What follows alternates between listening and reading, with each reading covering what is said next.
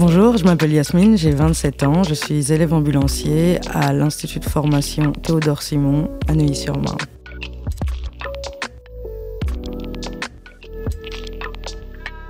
L'étudiant expert, un podcast original de l'IFITS.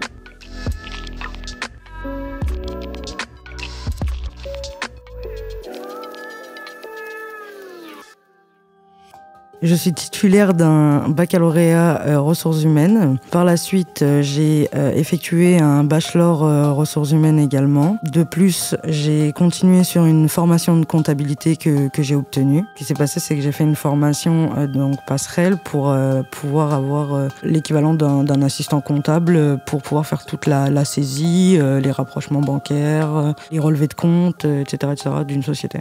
Et actuellement, je suis en train de passer mon DEA à l'Institut Théodore Simon. Je suis passée de ma formation RH et comptable à mon DEA parce que en fait, ça fait 5 ans que je suis secouriste à la protection civile parisienne. Donc, du coup, j'ai toujours aimé faire du secours et surtout de l'urgence. Donc, c'est pour ça que j'ai décidé de me lancer dans la formation pour obtenir le diplôme et pouvoir faire ce que j'ai toujours voulu faire et ce que j'aime.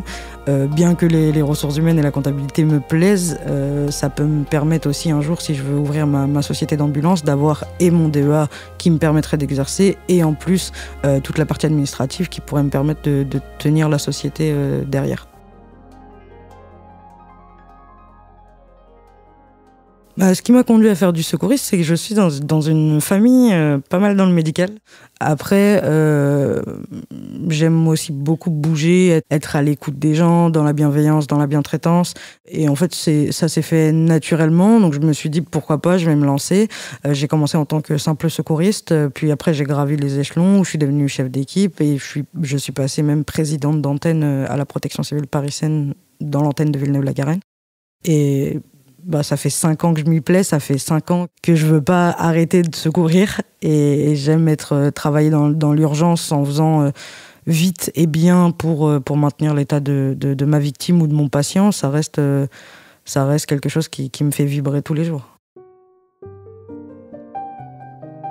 Pour entrer à la protection civile parisienne, donc du coup qui est une association d'État régie par le ministère de l'Intérieur, j'ai donc dû passer des formations qui m'ont été financées par la protection civile, donc de mes premiers secours en équipe, le PSE1 et le PSE2, donc qui sont le prompt secours en équipe de niveau 1 et 2. Je suis rentrée donc dans cette association en 2019 où j'ai commencé donc par une première antenne pour pouvoir m'exercer en tant qu'équipier secouriste. Donc ça a duré comme ça pendant 3 ans. J'ai pu gravir les échelons grâce directement au passage de mes formations au sein de la protection civile parisienne. J'ai également pu avoir donc la formation de mon permis blanc pour pouvoir conduire une ambulance en cas d'urgence. Et j'ai été appelée du coup après directement par le siège de la protection parisienne pour pouvoir récupérer une nouvelle antenne, une ouverture d'antenne à Villeneuve-la-Garenne, où j'ai été directement présidente d'antenne avec donc une équipe de direction et une équipe de secouristes à gérer pour tout ce qui est en fait poste de secours. Donc on va tenir le secourisme au niveau du Parc des Princes, de l'hôtel Accor Arena à Bercy, celui de la Défense, enfin tous les gros dispositifs culturels à Paris. Et également, on va faire des gardes BSPP donc avec les pompiers, où on va partir exactement de la même manière. Le beeper va sonner, il va falloir aller en intervention. Et il faut savoir que la protection civile en garde BSPP est toujours primo-intervenant. La BSPP, en fait, c'est la brigade des sapeurs-pompiers de Paris. Donc, faut savoir qu'à Paris, comme à Marseille, les pompiers en France sont militaires. Et c'est les 2 seules régions où les pompiers sont militaires en France. Et c'est grâce au fait d'avoir pu passer mes formations en amont dans le secourisme que je me suis aussi lancée dans mon DEA. Ça a pu m'aider aussi aujourd'hui pour ma formation.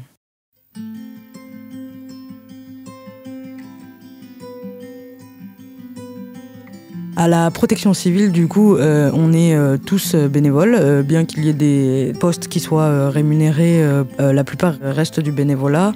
C'est quelque chose qui me plaît et que je n'arrêterai pas. La protection civile m'a fait grandir au niveau du secours et ça fait maintenant un moment que j'y suis, donc je ne compte pas m'arrêter là. Mais effectivement, pouvoir avoir mon DEA aujourd'hui me permettrait de vivre de ma passion, car là, ce serait professionnel et du coup, forcément, ça amènerait une rémunération plus constante que celle de la protection civile.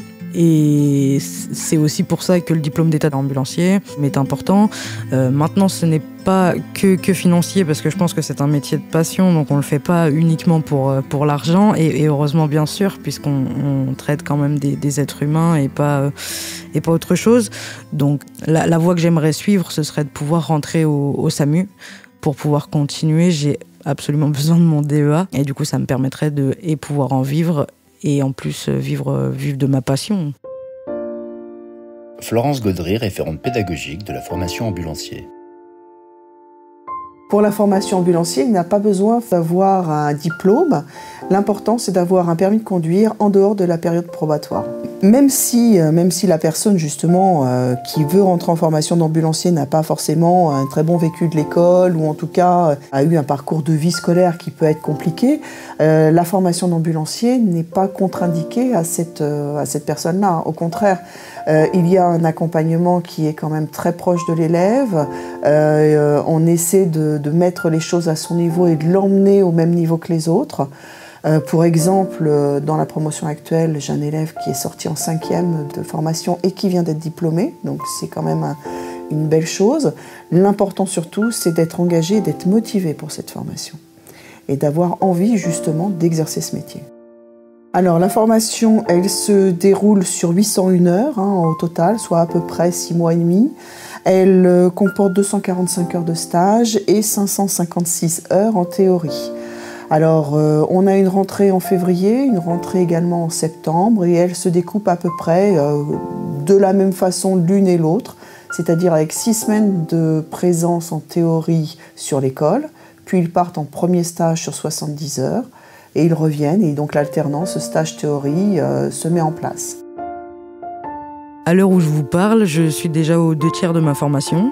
Pour revenir du coup sur les blocs de formation déjà passés, donc au niveau du bloc 1, on a donc beaucoup travaillé au niveau de l'hygiène et des portages de nos patients dans la plus grande des sécurités. C'est quelque chose de primordial. On essaie à la formation de nous apprendre au maximum le fait de pouvoir être dans des conditions qui soient le plus propres possible. Donc on essaie au maximum de nous former sur le fait de pouvoir prendre en charge un patient comme nous on aimerait qu'on soit traité dans une ambulance. On a également vu le portage pour éviter un maximum de pouvoir faire mal au patient ou de le déplacer d'une manière qui pourrait être inconfortable pour lui, étant donné qu'il peut y avoir des traumatismes au niveau du corps. Donc c'est très poussé à ce niveau-là, et c'est un bloc qui dure quand même 6 semaines, qui est très très important, et j'ai envie de dire finalement c'est la base du métier, parce que un ambulancier sale, je pense qu'il ne peut pas être ambulancier aujourd'hui. La théorie est divisée en 5 blocs. Sur ces 5 blocs, on a par exemple le bloc 1 où il y a toute une partie de théorie concernant l'hygiène de l'environnement, sur les soins à la personne, puisqu'on évalue ce bloc-là sur une mise en situation. Donc l'élève doit savoir prendre en soin une personne et pouvoir le prendre en charge en faisant attention à son ergonomie et à la situation du patient, qu'il ait du matériel ou pas. Le deuxième bloc, le bloc 2, donc, qui lui va être pareil, avec une partie théorie au départ, puis ensuite une grosse mise en pratique par la suite. Il va y avoir d'abord tous les enseignements concernant les pathologies qu'ils peuvent rencontrer en fonction des grands appareils de l'homme. Et puis, ils vont avoir ensuite une mise en pratique. Alors, on commence tout doucement avec des malaises plutôt gentil. Et puis au fur et à mesure, eh bien, la prise en charge va se corser pour arriver justement à une prise en charge d'une personne en situation d'urgence. Le bloc 3, il y a beaucoup de théorie et puis c'est très lié avec le stage en transport sanitaire. Le bloc 4 est autour de l'hygiène de l'environnement avec un travail de réflexion à faire également dessus. Et le bloc 5, c'est tout ce qui est sur la démarche qualité, tout ce qui est en lien aussi avec l'entreprise de transport sanitaire. Donc là où il y a quand même beaucoup plus d'enseignements théoriques et quand même en parallèle quelques TP et TD qui permettent aussi de d'avoir les enseignements un peu moins lourds. Et pour continuer, donc aujourd'hui on a déjà été évalué sur la moitié de notre bloc 4. On sort de 2 semaines de stage. Donc l'autre partie sera validée dans pas très longtemps, étant donné que c'est le rapport de stage à rédiger sur une situation d'hygiène observée.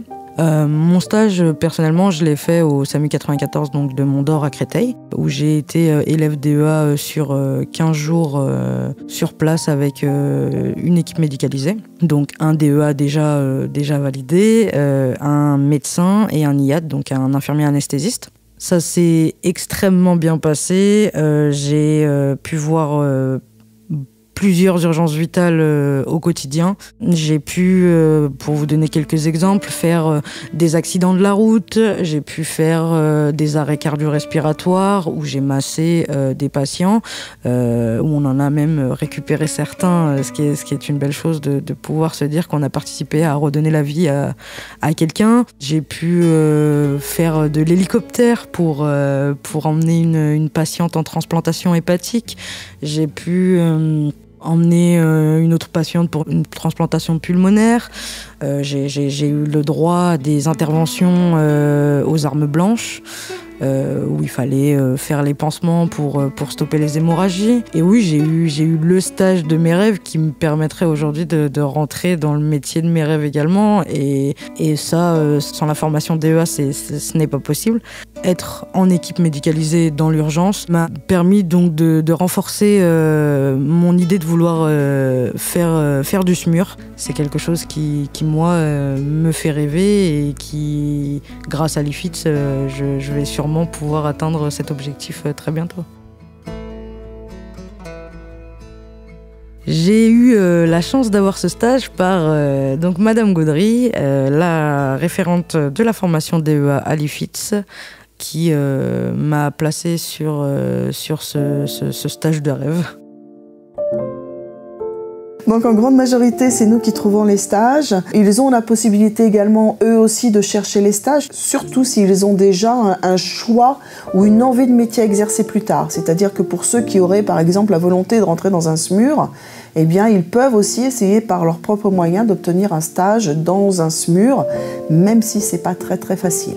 Maintenant, pour les stages, à partir du moment où ça rentre dans ce que on a défini dans le projet pédagogique, il n'y a pas de raison qu'un stage qui soit proposé par un élève ne soit pas pris en compte. Je ne sais pas encore où est-ce que je ferai mon prochain stage, mais une chose est sûre, c'est que ce sera en ambulance sanitaire, en ambulance privée, parce qu'à l'IFITS, et même dans la formation DEA, on est dans l'obligation de faire un stage en SAMU ou en urgence, un stage en ambulance sanitaire et un stage en EHPAD ou en psychiatrie. Donc je partirai sur les 70 heures prochaines en ambulance sanitaire, de préférence avec une ambulance qui fait du 15 pour pouvoir faire quand même de l'urgence. J'ai plusieurs idées de société, j'en ai discuté avec pas mal de dirigeants, j'ai aussi l'école qui peut me proposer d'autres sociétés. J'ai pas encore choisi. C'est dans 1 mois et demi, donc on a encore un petit peu de temps, mais ce sera en ambulance privée. On va vous lever, monsieur, on va vous porter sur le lit, ok? On va lever, on va vous plaquer contre nous et on va vous poser sur le lit. Vous êtes prêts? Allez, 2, 3, levez, plaquez, coude, coude, et posez. Ça va, monsieur, vous êtes bien installé? Nickel. Merci. Rehaussement?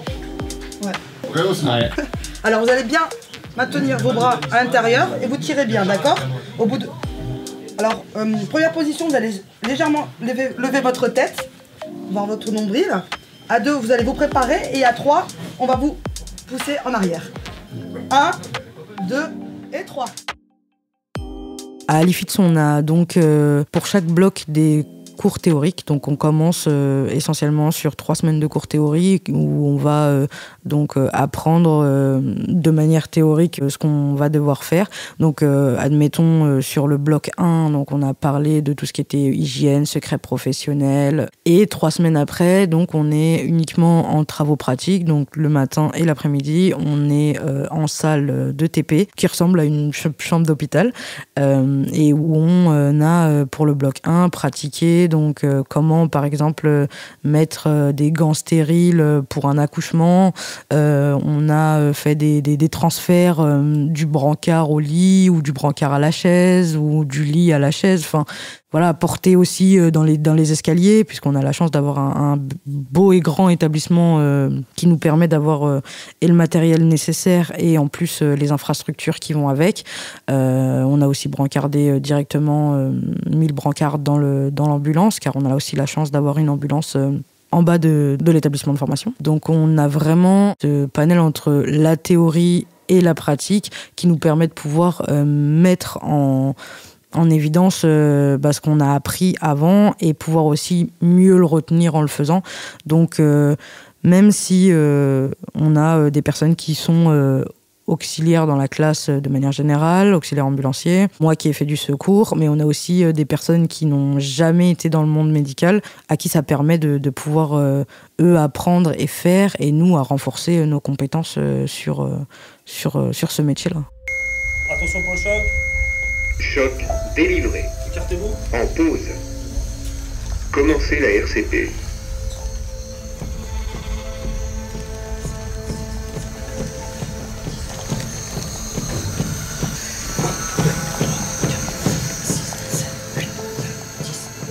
Faut pas en louper de trop, faut pas trop insuffler, parce que vous en avez insufflé forcément dans l'estomac. Et un petit peu d'oxygène qui va passer dans l'estomac, ça va gonfler l'estomac. Si l'estomac est plein, ça va se vider et le mec il va vomir.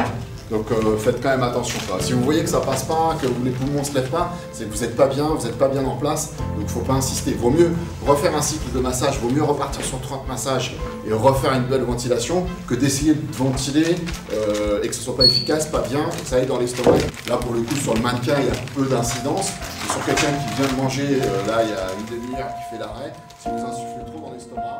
À Alifits, au niveau du rythme, on est sur des journées de 9h à 17h, avec 1 heure de pause pour déjeuner le midi.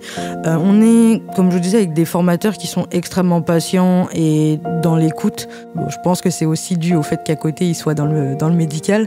Mais si on a des questions, si on doit arrêter le cours, si on doit revenir sur une slide de diapositive avant, peu importe, on va toujours nous écouter et aller au rythme de ceux qui ont besoin de ralentir un peu, ou des fois même on demande à accélérer un peu parce que ça va bien. On a aussi la possibilité de leur écrire et on a des réponses très souvent très rapidement. Pour notre rapport de stage, on a Madame Gaudry qui nous aide au quotidien avant l'évaluation finale, donc il faut en profiter aussi pour lui poser des questions, lui envoyer les rapports parce qu'elle corrige et elle nous aide vraiment à aller de l'avant.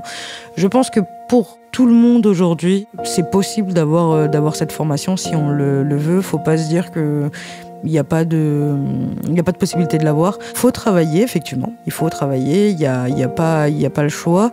Mais c'est un rythme qui est soutenable. On peut pas se dire que c'est impossible.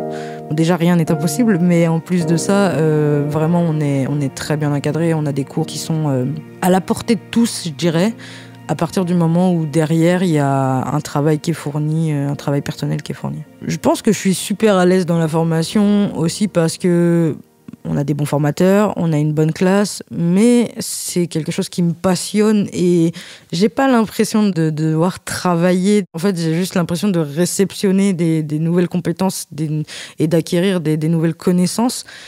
Et donc, finalement, je me sens plus que bien dans cette formation. À l'IFITS, au niveau de la théorie, on est encadré par environ 8-9 formateurs qui sont très bons dans leur domaine et qui, à côté, ont été ambulanciers, infirmiers. Pour certains, ont même été formés à l'IFITS, d'ailleurs, pour leur formation de DEA. Je trouve qu'on est très, très bien encadré par l'équipe pédagogique, par la responsable de formation également. On a des cours qui sont assez poussés mais extrêmement bien expliqués, avec une prise de temps de tous les formateurs s'il y a des questions, etc. Pour ma part, j'ai pas réellement de difficulté à avancer dans cette formation, bien qu'elle soit poussée. Je pense qu'avec un peu de travail, de l'écoute en cours et de la participation en stage, il n'y a pas de raison de ne pas y arriver, étant donné que réellement on est très très bien encadré et on a des cours qui sont assez complets. Ça exige quand même du travail parce qu'on doit passer une AFGSU, donc il faut quand même connaître ces pathologies. On en a plusieurs, là on rentre réellement dans le vif du sujet, mais on va en faire entre à peu près 4 et 8 par jour. J'estime que si le soir on ne les révise pas ou qu'on ne se fait pas des petites fiches pathologies, on va avoir du mal. C'est à mon sens le plus gros bloc et le plus difficile, donc il faut quand même travailler à l'extérieur pour pouvoir bien les connaître et les apprendre. Après, oui, écoutez, aujourd'hui, en cours, réellement, prendre des notes, ça participe quand même déjà au gros du travail. Alors, les pathologies, ça va être du coup toutes les maladies connues aujourd'hui qu'on peut travailler en cours. On peut avoir ce qui va être infectieux comme les méningites, mais on peut avoir aussi du chronique comme le diabète, les problèmes des personnes qui sont hypertendues, les cancers, le palliatif aussi, comment traiter la douleur jusqu'à la fin de la vie. On va avoir les maladies de l'obésité, les maladies psychologiques. Enfin, voilà, c'est un gros panel de pathologies. Au-delà d'avoir des formateurs extrêmement compétents et avec qui ça se passe généralement plutôt bien, j'ai aussi la chance d'avoir une promotion qui certes est très masculine puisqu'on n'est que 5 femmes sur 33, mais qui sont très très bienveillants, avec une ambiance de classe générale plutôt dans l'aide, dans l'écoute, un peu dans la rigolade aussi quand même, parce qu'on a une promotion qui veut s'en sortir quand même malgré les parcours différents de chacun et les difficultés que chacun peut rencontrer. Mais on se sent bien dans cette classe. C'est aussi pour ça que j'ai décidé d'être déléguée de cette classe-là. Parce que vraiment on a envie de faire en sorte d'amener tout le monde le plus loin possible à récupérer son diplôme, c'est mieux. Mais oui, on a plutôt une très bonne entente et en plus des cours théoriques, on a aussi des cours pratiques, donc on a beaucoup l'habitude de travailler tous ensemble. Donc non, on a la chance d'avoir une très belle classe avec tout le monde qui peut apporter sa plus-value. Alors on va passer aussi des évaluations sur nos blocs. Donc chaque bloc passé va correspondre à une évaluation. Donc là, je vous disais, on a passé le bloc 1, donc le 14 février, où on va donc être dans les conditions réelles d'une intervention. On va même arriver en tenue d'ambulance avec notre matériel. Et là, pour le bloc 1, donc on a dû réaliser une situation d'hygiène et de portage. Donc moi, par exemple, pour vous donner un exemple concret, j'ai dû donc faire une toilette visage sur une patiente qui s'en était mis partout après le petit déjeuner. J'ai eu également le fait de devoir vider une sonde urinaire et de faire un transfert d'une chaise roulante à un fauteuil de chambre d'hôpital. Donc en fait, vous arrivez, on vous donne la situation que vous allez devoir réaliser sur votre passage. Vous allez pouvoir préparer tout votre matériel vous-même et commencer la situation comme en réel et comme si vous alliez le faire pour une patiente lambda chez qui vous allez devoir intervenir. Et donc on va être évalués chacun sur une situation différente et ça nous permet de pouvoir mettre en pratique tout ce qu'on a appris, étant donné qu'il n'y a rien de caché, hein. Tout ce qu'on fait en évaluation a été travaillé avant et c'est sur des journées comme celle-ci après un bloc complet qu'on va passer sur le module de ce bloc-là et on va du coup être noté sur cette situation réelle effectuée. Le taux de réussite est aux alentours sur l'école, sur les dernières années qui se sont écoulées, on n'est jamais en dessous de 95% de réussite. Donc on peut dire que le taux est quand même relativement correct. L'accompagnement est mis en place par les 2 formateurs qui sont présents. Donc pour une promotion, on va dire grosse promotion de 50, on est à 1 pour 25 et on reste présent n'importe quand. C'est-à-dire que dès qu'ils ont besoin, on est là.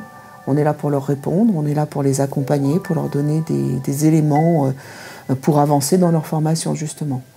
Il n'y a pas forcément d'heures ouvrées. J'ai eu les résultats de l'évaluation. Alors aujourd'hui, dans le registre, on n'a pas les notes parce que les notes arrivent à la toute fin en même temps que la validation ou non du DEA. Mais je sais que j'ai validé mon bloc 1. On a eu le retour hier et il a été validé.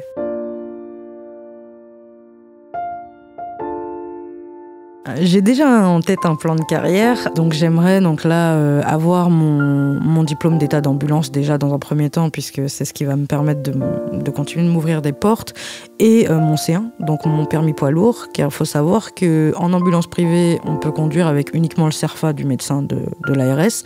Par contre, en SAMU, il faut obligatoirement avoir le permis poids lourd pour pouvoir conduire un SMUR, une UMH. Donc, dans un premier temps, je voudrais avoir ces deux qualifications-là. Et puis, après, pouvoir rentrer en SAMU, de préférence en pédiatrique. Classique, ça ne me dérange pas non plus, mais de préférence en pédiatrique. J'aimerais pouvoir y faire quelques années pour avoir vraiment un champ de compétences plus large en termes d'équipe médicalisée. Et par la suite, ce serait l'aboutissement de tout ce domaine qui me tient à cœur et dans lequel je m'épanouis réellement tous les jours. Ce serait de pouvoir ouvrir mon ambulance privée, ma propre société, et pouvoir médicaliser mes UMH pour pouvoir faire de l'appel 15, donc de l'urgence en ambulance privée. Alors pourquoi le projet d'ouvrir ma propre société ? Finalement, ce serait parce que malgré le fait que ce qui me passionne aujourd'hui, c'est l'ambulance et le secourisme, il faut savoir que les études que j'ai faites avant, je les ai pas faites par dépit et je les ai faites parce que ça me plaît aussi. J'aime diriger des équipes. Il y a le côté aussi ressources humaines, administratives, comptables, qui fait que j'aimerais mettre à profit aussi ces études-là qui m'ont été longues et qui ont été faites par envie et pas par dépit du tout. Ça me permettrait de pouvoir utiliser tout mon champ de compétences pour pas avoir à délaisser des connaissances derrière et pouvoir les appliquer au quotidien finalement. Donc c'est aussi pour ça. Évidemment, on va pas se mentir, il y a un avantage financier qui fait que avoir une société qui tourne et qui tourne bien, ça rapporte plus. Mais en priorité, c'est d'abord de ne pas délaisser mes connaissances, car j'estime aujourd'hui que les connaissances sont plus importantes que l'argent. Donc en fin de formation, ce n'est pas rare que les élèves veuillent faire autre chose ou en tout cas grandir dans leur métier. Et donc parfois, ils vont passer quelques temps dans une société ou exercer en tout cas sur quelques années.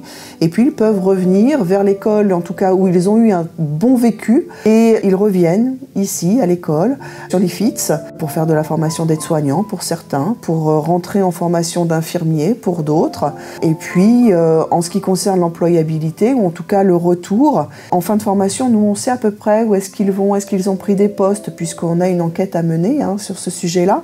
Mais en tout cas, le meilleur retour, c'est quand ils reviennent faire leur recyclage d'AFGSU, finalement au vaisseau mère, là où ils ont été formés. Et donc par exemple, là, sur la dernière formation d'AFGSU, sur 7 personnes, il y en avait 5 qui avaient été formés ici. Donc ils reviennent. Et puis quand ils sont employés dans le SMUR, par exemple, assistance publique, eh bien ils reviennent en tant que DEA, en tant qu'ambulancier SMUR, pour présenter le camion, leur travail, aux futurs apprenants, aux futurs diplômés. Et ça, c'est hyper valorisant pour eux. Mon projet actuel, donc tout d'abord, ce serait de rentrer en SAMU, de prendre un maximum de compétences, puis après de pouvoir ouvrir ma société d'ambulance par la suite. Maintenant, oui, je n'exclus pas le fait de pouvoir retourner un jour en formation, acquérir de nouvelles compétences, un diplôme, pourquoi pas, d'infirmier et après d'infirmier anesthésiste. Maintenant, on y va petit à petit et on verra par l'avenir ce qui m'est réservé. Si personnellement je devais conseiller cette formation, je la conseillerais pour plusieurs raisons. Déjà, la première, ça restera l'équipe encadrante et les formateurs, parce que réellement on a la chance d'être bien encadré, bien entouré par des personnes passionnées par le métier et très pédagogues. Dans un second temps, souvent dans une classe, une promotion d'ambulancier, il y a une bonne ambiance parce que ça reste des gens plutôt sympathiques de manière générale. Et puis je dirais aussi que ça reste très souvent le domaine du médical, un métier qu'on fait par envie et par passion. Alors je pense que si on l'a, ça reste une très bonne formation et un très bon établissement pour pouvoir acquérir ce diplôme-là.